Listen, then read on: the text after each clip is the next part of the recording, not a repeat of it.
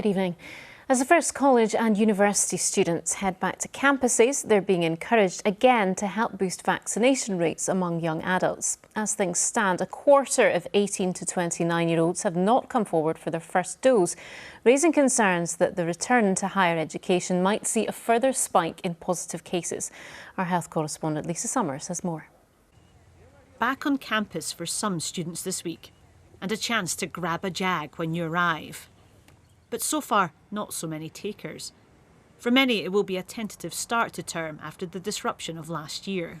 There are some anxieties around it. We have some students that aren't fully vaccinated yet and are worried about missing out on things. If you are a student and you're able to get your second vaccine or your first vaccine, do consider taking it up. The data shows that there's still work to be done on vaccinations for younger people. Almost everyone over 50 has had 2 jags, but the uptake falls as you come down the age groups. For those between 18 and 29, a quarter have still to have their first vaccine. The last few weeks has seen almost 60% of 16 and 17-year-olds given their first dose.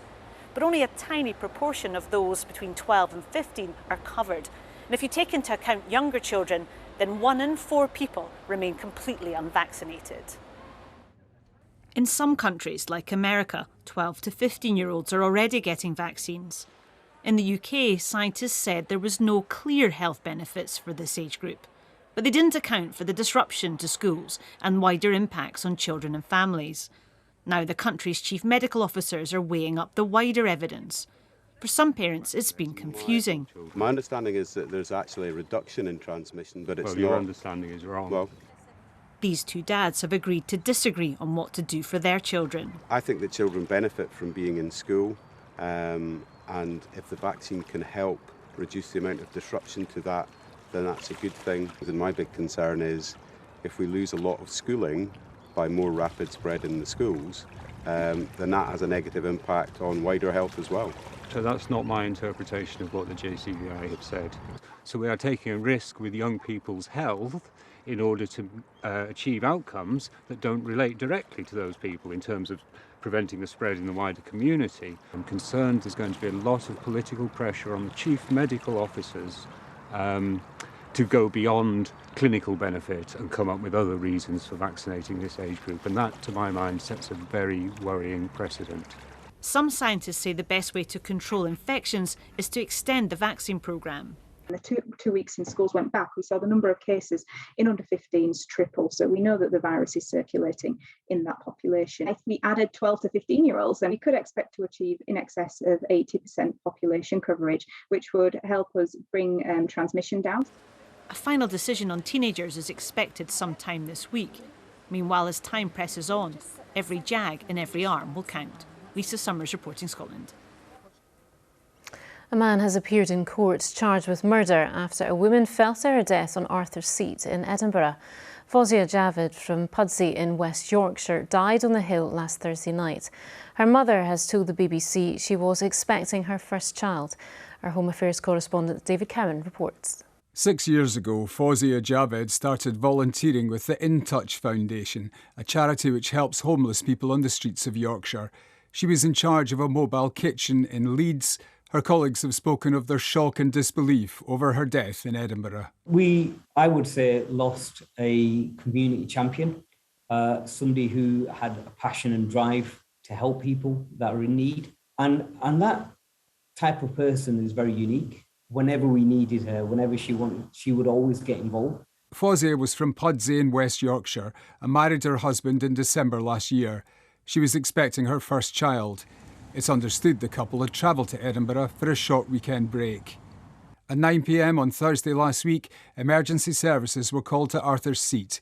There was a major response from police, paramedics and the fire service, but Fawzia had died at the scene. No further information on her death has been released. Fawzia's distraught family have described her as a lovely girl who had time for everybody. She was an only child. Her mother told the BBC Asian network, "Our hearts are torn forever." Today, Kashif Anwar from West Yorkshire appeared in private at Edinburgh Sheriff Court, accused of Fawzia's murder. The 27-year-old made no plea in response to the charge and was remanded in custody. He'll make a second court appearance within the next 8 days. David Cowan reporting Scotland, Edinburgh. A group of campaigners and survivors are calling for a change to Scotland's prostitution laws, calling them outdated and unjust. They want to follow the so-called Nordic model, where buying sex is illegal while people who sell it are decriminalised. The Scottish Government's carried out a consultation on prostitution and says it plans to develop the right model going forward. Primary and secondary pupils across Scotland have started receiving their flu vaccinations. It's the first time secondary school pupils have been eligible for the vaccine, which will be given as a nasal spray instead of an injection. Health Minister Marie Todd said people's immunity to flu may be lower this year, and she's hoping uptake amongst pupils will be high.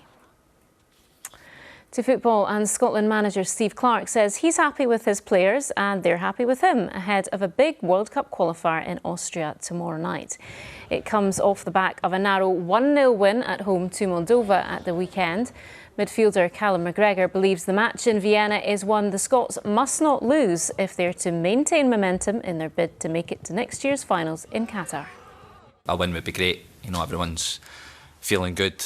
You know, a win the other night as well keeps the momentum going, and you know, like you say, we want to win the game. It puts us in the best possible position. But like you said, if you want to label it, then it's probably must not lose. Let's hope so. And now Christopher is here with the weather. How's it looking? Hi Laura, heating up. Thanks very much indeed. Good evening to you. A fiery sunset from one of our weather watchers behind me there. But overnight tonight, a lot of clouds, some mist and murk, some spots of drizzle. Certainly some hill fog across the southern uplands and a few spots elsewhere. 13 to 15 Celsius, the overnight low. So we start Tuesday on a rather grey and cloudy note. Certainly a mild one.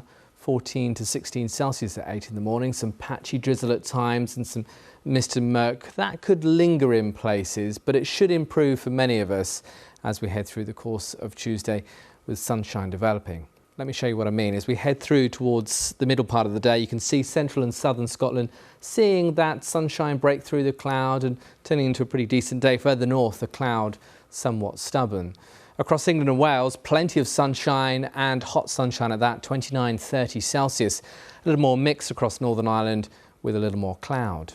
Here at home, through the course of the afternoon, 24 or 25 degrees through the central belt and the south with that sunshine developing.